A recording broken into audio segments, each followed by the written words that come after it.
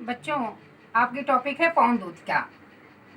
बैठी खिन्ना एक दिवस, वे गेह में थी अकेली। आंसू आंसू दृज्वल में थे धरा को भिगोते। आई धीरे इस सदन में पुष्प सदगंध को ले। प्रातः वाली सुपवन इसी काल बातायनों से। संतापों को विपुल बढ़ता देख के दुखिता हो। धीरे बोली स दुख उससे श्रीमती राधिकायों। प्यारी प्रातः पवन इतना क्यों मुझे है सताती। क्या तू भी है कलुषित हुई काल की क्रूरता से। आप लिखेंगे द्विवेदी युग के सुप्रसिद्ध कवि द्वारा लिखित अयोध्या उपाध्याय हरिऔध के पवन दूतिका से लिया गया है। इसमें वियोगिनी राधा पवन को दूतिका बना करके कृष्ण के पास संदेश दे रही हैं, परंतु इस स्टेप पर, इस टॉपिक पर अभी वह पवन से बात कर रही हैं।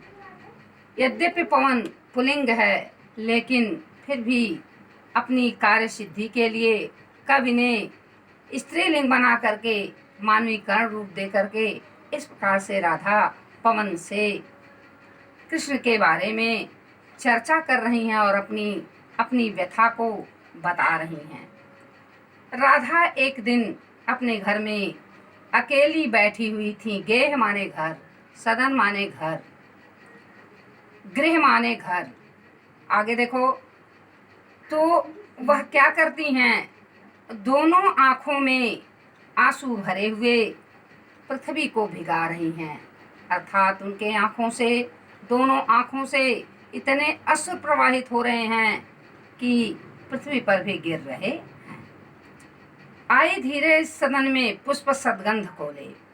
इसके बाद प्रातःकालीन सुगंधित सुंदर पवन उनके घर में प्रवेश करती है। खिड़कियों से वातायनों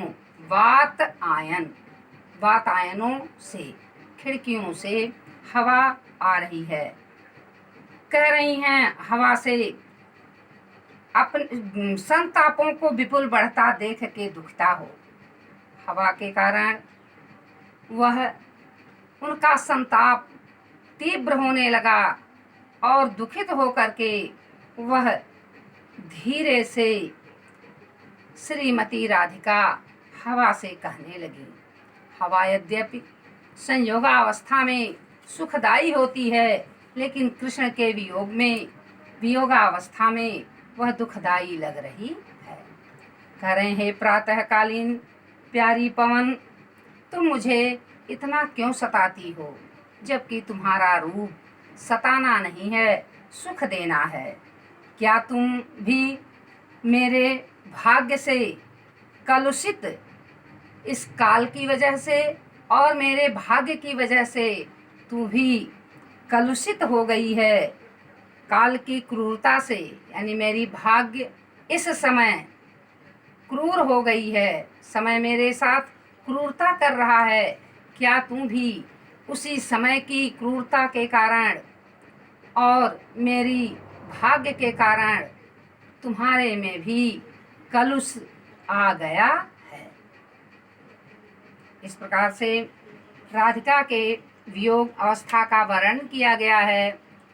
हिंदी खड़ी बोली है और छंद इसमें मंदाक्रांता है, मानवीकरण अलंकार है, वियोग श्रृंगार है, शब्द शक्ति अविधा है और गुण इसमें माधुर्य गुण है।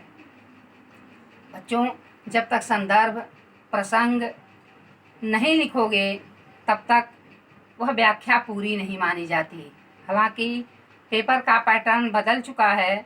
अब तो संदर्भ पर 1 नंबर होता है, व्याख्या पर 4 नंबर होता है और काव्यगत सौंदर्य पर भी 1 नंबर होता है। ऐसे करके 5 नंबर या 10 नंबर का यह किया गया है, 2 नंबर का व्याख्या है। 2 नंबर का विशेष है। तो जब तक आप यह नहीं लिखेंगे कि भाषा क्या है और शैली क्या है, अलंकार क्या है और शब्द शक्ति अभिधा है। भाषा खड़ी बोली है, शब्द शक्ति अभिधा है और मानवीकरण अलंकार है। पहले में बैठी खिन्ना एक दिवस बात आयनों से, पूरे में मानवीकरण अलंकार है क्योंकि हवा को, पवन को यहाँ मानव रूप में वर्णित किया गया है। दूसरे में उपमा अलंकार है, परंतु दोनों में राधा की वियोगी अवस्था का वर्णन किया गया है। उनकी मनोदशा कैसी है, कृष्ण की व्यथा में अनुपस्थिति में कवि ने बड़े ही यथार्थ रूप में और सुंदर ढंग से चित्रण किया